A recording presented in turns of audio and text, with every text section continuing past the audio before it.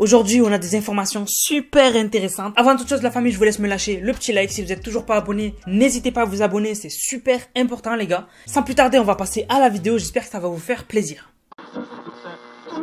Tout d'abord, on a Donald Trump qui a interdit TikTok aux États-Unis. Et ça, c'est beaucoup. Alors, il soupçonne les États-Unis que TikTok partage des données utilisateurs et des données personnelles avec la Chine. Et du coup, il y a des soupçons de ça depuis très longtemps. Là, Donald Trump, il a dit, tu sais quoi, stop, plus de TikTok aux États-Unis.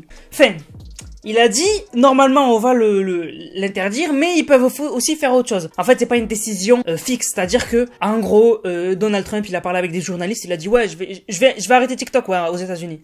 Pas une loi qui dit que TikTok est interdit, voilà. Donc, pour l'instant, c'est flou, mais il a envie de l'interdire, donc ça sent mauvais, ça sent mauvais. Surtout pour des Charli D'Amelio qui ont des 70 millions d'abonnés sur TikTok, ça s'annonce mal pour le business. Alors moi, j'ai une question, est-ce que s'ils l'interdisent, est-ce qu'il faut changer de pays? Est-ce que si on déménage, ça va? Ou est-ce que c'est parce qu'on a créé le compte en étant aux États-Unis que du coup, il est référencé aux États-Unis et du coup, fatalement, il va disparaître? Ou est-ce que si on déménage, imaginons en France, ben du coup, on peut garder le compte? Je sais pas, j'ai rien compris.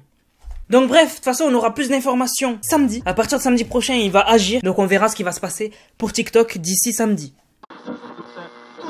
Alors on sait, on a des informations sur la saison 5 de La Casa de Papel. Je sais que c'est une série hyper suivie. Ceux qui vont regarder cette vidéo, une personne sur deux a vu La Casa de Papel, c'est obligatoire. Alors déjà, à ce qui paraît, ce sera la saison la plus épique. Bon, de toute façon, ils vont pas dire que ça sera de la merde, hein. Voilà. Donc ça sera la saison la plus épique, ça sera la dernière. Merci beaucoup, parce que ça commence à faire beaucoup, hein. Enfin, je veux dire, braquer la Banque d'Espagne, c'était cool. Après, s'ils commencent à braquer le monde entier, ça va pas trop le faire. Donc heureusement, ce sera la dernière, donc braquer la banque... Je sais même pas ce qu'ils ont braqué la dernière saison, je sais même plus comment ça s'appelle. La fabrique de la monnaie, voilà, fabrique de la monnaie. Bah du coup, heureusement que c'est la dernière fois qu'ils braquent quelque chose, parce que j'allais dire, sinon ils vont tous mourir à un moment.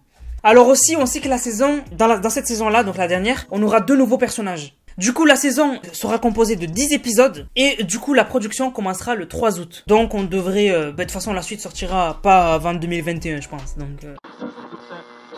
Pour finir, quelque chose qui a fait pas mal polémique, et j'avais carrément oublié d'en parler, Google a créé une icône qui s'affichera à des établissements tenus par des noirs. Voilà. Imaginons, t'as une boulangerie à côté de chez toi, il y aura un badge si c'est tenu par des noirs. Voilà. Donc le problème avec ça, c'est que eux, à la base, c'est pour soutenir les noirs. C'est-à-dire qu'imaginons, pour eux, tu vas chercher des commerces avec des noirs et tu vas aller plus là-bas qu'à d'autres. Pourquoi se compliquer la vie? En fait, c'est ça que je comprends pas. Depuis qu'il y a eu Black Lives Matter, plus rien ne fonctionne. Je veux dire, tout allait bien avant ça. Pourquoi les industries font de la merde? Alors moi, j'ai la réponse. C'est parce que les industries, les entreprises, les grandes entreprises comme Google ont peur que le peuple se retourne contre eux. Alors que finalement, ils font des décisions toutes connes. Parce qu'à la base, c'est une bonne intention. À la base, pour eux, c'est identifier les commerces noirs pour les aider. Mais ça va être complètement le contraire. C'est-à-dire que des gens qui sont racistes, ils vont éviter ces commerces. Tu vois ou pas? Et le pire, c'est les pointer du doigt de 2 et de 3, c'est pourquoi se compliquer la vie? Arrêtez de faire des trucs comme ça, de faire des mises à jour bizarres. Par exemple, L'Oréal, pour donner un autre exemple, L'Oréal vont supprimer, à cause de Black Lives Matter, etc., ils vont supprimer de leurs produits les mots blanc, blanchissant, etc. Mais...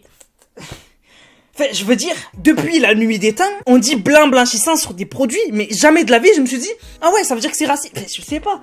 Genre, je comprends que maintenant, c'est pointé du doigt. C'est-à-dire que dès qu'il y a quelque chose qui va pas, ben, du coup, c'est pointé du doigt. Mais quand même, c'est ridicule. En fait, c'est des mises à jour ridicules. Le fait de changer sur ton produit je veux dire, à un moment donné, on marche sur les pieds. C'est pas possible. Enfin, on marche sur les pieds, c'est même pas ça l'expression, mais moi je dis ça. Pourquoi on voudrait identifier les commerces tenus par des noirs? On va dans les commerces où on a l'habitude d'aller. Point! Pourquoi vous prenez la tête? Et L'Oréal, pourquoi ils enlèvent blanchissant? Tu vas dire quoi maintenant? Tu vas dire ça rend à l'opposé du noir. Enfin, je sais pas, c'est totalement con. Arrêtez un moment. Enfin, en fait, c'est des décisions que je trouve débiles. Après, c'est mon avis personnel. Moi, je trouve ça débile. Arrêtez, quoi. Bref.